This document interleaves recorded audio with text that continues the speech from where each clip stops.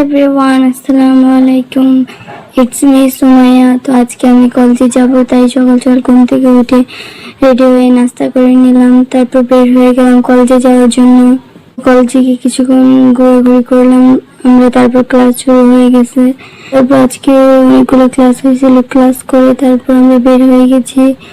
তারপর 3 বান্ধবী চলে গেছে ফুচকা খাইতে। তারপর ফুচকা খেয়ে আমরা কাচ্চি ডাইনে গেছিলাম কাচ্চি খাইতে। তো কাচ্চি খেয়ে তারপর আমরা বাসার জন্য বের হয়ে গেছি। ফাইনালি আমি বাসায় চলে আসছি। বাসায় এসে দেখি যে আমার বিড়াল চালের উপর উঠে বসে রয়েছে। এটা কোনো কথা? মানে ও ঘরে বাচ্চা রেখে চালের উপর যে বসে রয়েছে। তো এই তো ছিল আমার ভিডিও। তো ভালো লাগলে অবশ্যই লাইক, কমেন্ট, শেয়ার করে দেবেন আর চ্যানেলটাকে অবশ্যই সাবস্ক্রাইব করে যাবেন।